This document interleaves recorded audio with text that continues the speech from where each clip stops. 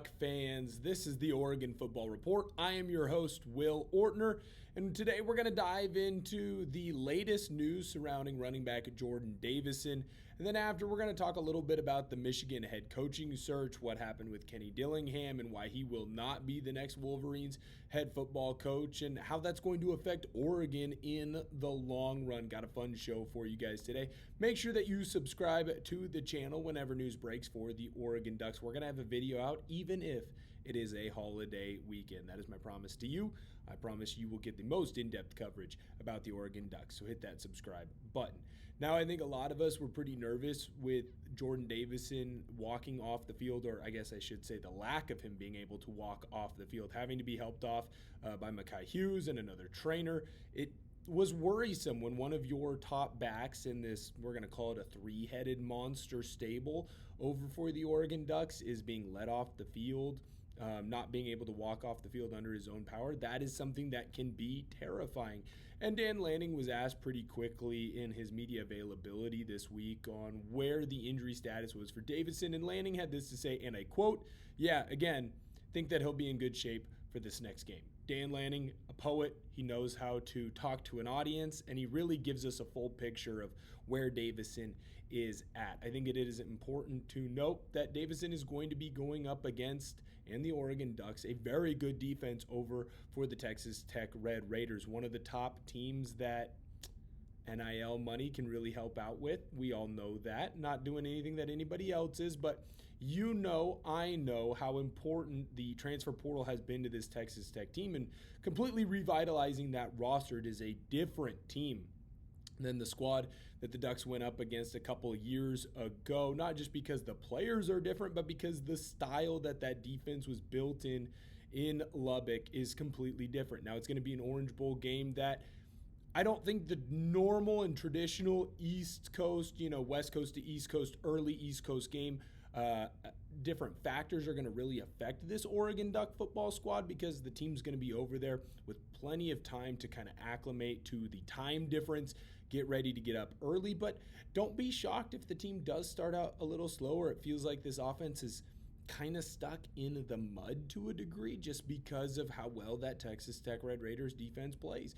You are going to need Davison. We are going to need Davison to perform at a very high level. He is more of the power back for the Oregon Ducks, obviously leading that rushing attack with 13 touchdowns.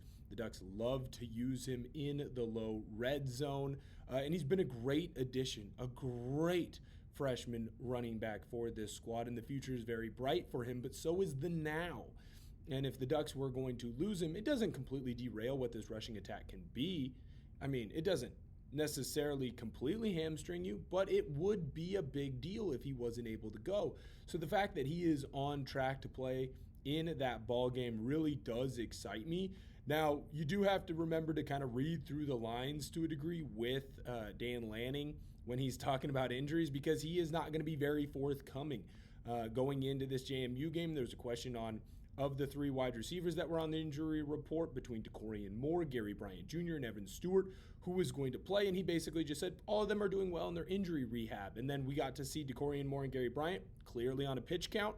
Not getting a whole lot of touches for both of them, but still getting them out, getting them running around, getting them loose and limber. And then Evan Stewart at the very last minute, he went from being questionable to being doubtful to not playing in this ball game. Maybe he ends up coming back. Who knows? Lanning's never going to let us know. So the fact that Lanning says that he thinks Davison is in a good shape and in a good spot to be able to play on New Year's Day, it does make me pretty excited. I do want to ask you, though, how nervous were you surrounding the Jordon Davison injury? In fact, I don't know that I even really knew about the injury until after we got off live, after we got off air on the Oregon Football Report. It was just so behind the scenes, and it was something that wasn't really talked about on the broadcast. It just kind of came up later from what I remember. Now, my memory isn't 100% solid, but as soon as I saw the video of him being let off, I was very nervous. Whenever one of your key players gets let off the field, that's scary. So the fact that he's going to be able to more than likely play in the Orange Bowl does excite me a lot. Let me know, though, how nervous you were surrounding the Jordon Davison injury news. All right, next we have to talk about Kenny Dillingham, former OC for the Oregon Ducks, and his decision to stay at Arizona State.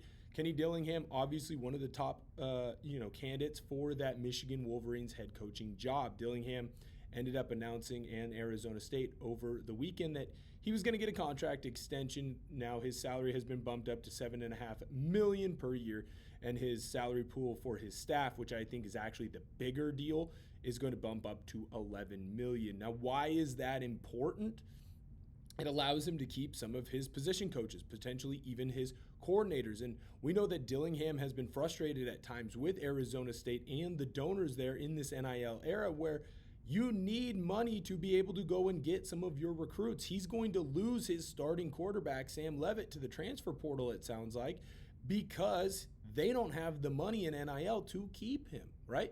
Sam Leavitt may be the starting quarterback for the Oregon Ducks next year, or another team potentially, because Arizona State just can't keep up with the Joneses, so to speak, as some of these other blue bloods, or in the case of the Oregon Ducks, new bloods, right?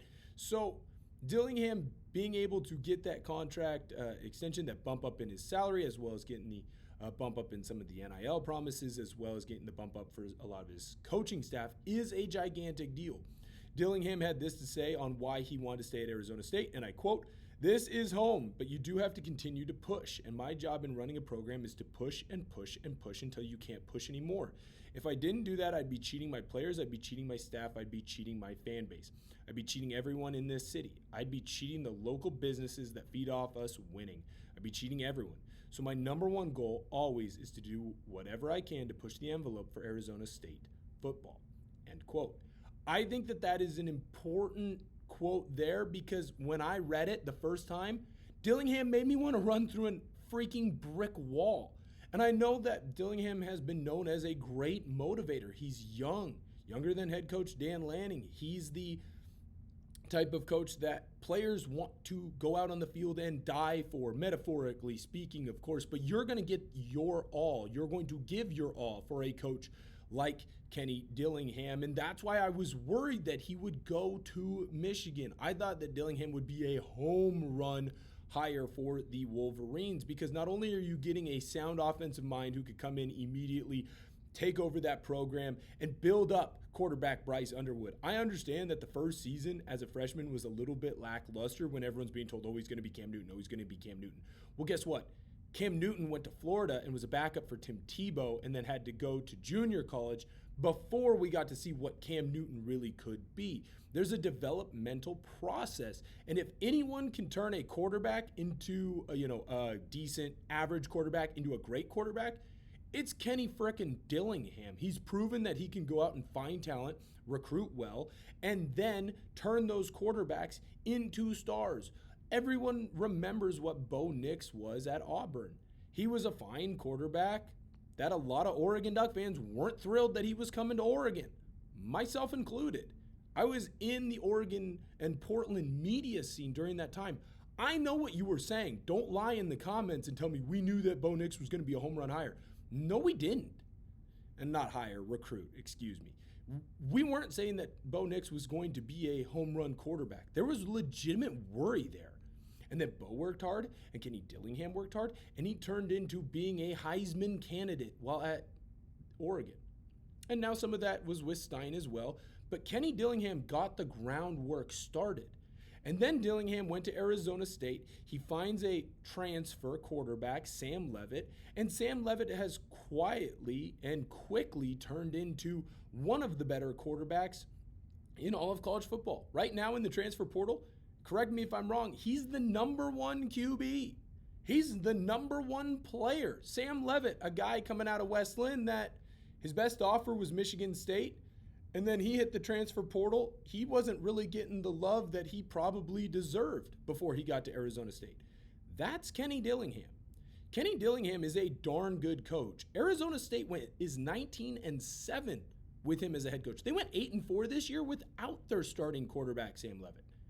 So Kenny Dillingham not only knows how to win, he's a great motivator, and he's a great developer of talent.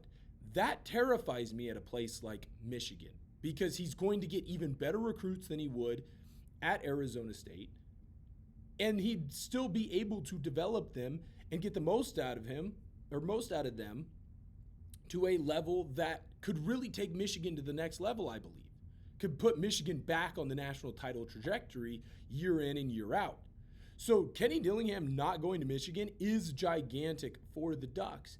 But it also leads to the question of where does Michigan turn now?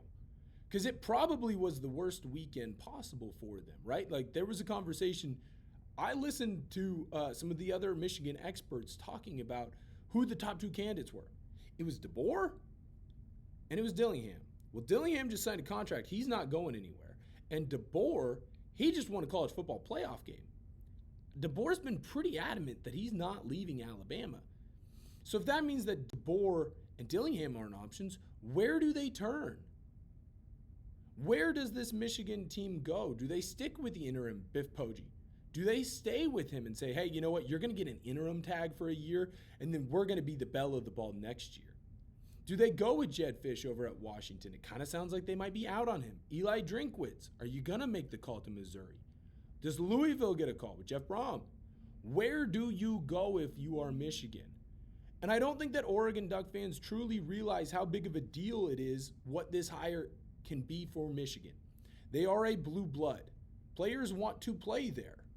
And we are now recruiting in the same circles as them. And we are also going to play them, not just next year, because that is on the schedule, but for the future. And when you have a blue blood like Michigan that can at any moment get the right head coach in there, we saw what happened with Harbaugh. They got the right head coach in there, and he eventually, it took him some time, but he turned them into a national championship caliber team. Michigan is and it's not fair to say a sleeping giant, but they are one of the top teams every single year for a reason. And so if they make the wrong head coach hire, that can make our life a lot easier over at Oregon, at least until they go for the next guy. If they make the right head coach hire, that can make our life a little bit more difficult. So it's going to be very interesting, and we definitely need to keep our eyes on what's happening over at Michigan. Now to the things that really, really matter over the next couple of days. What's your confidence level for this Orange Bowl? Scale it 1 to 100 in the comment section. Are you super confident? You think the Ducks come away with a pretty easy win? Right now, last time I checked, they were the favorite. Well, then you put that right in the 90s and 100. If you're not so confident, you just go, I don't know. Defenses win championships. We just gave up a lot of points to JMU in that Texas Tech Red Raider defense. That's pretty darn good defense now. Well, maybe you put it a little bit lower in the comment section. Maybe you put it closer to a 65-70 type of a deal. Let me know what you think about the Orange Bowl. We'll get a preview out to you guys here rather quickly. Want to make sure that we dive in to the early looks on what's going on with Texas Tech and Oregon in that Orange Bowl. Thank you guys so much for tuning in to today's episode. Excited to see you guys next time. And of course, Sco Ducks.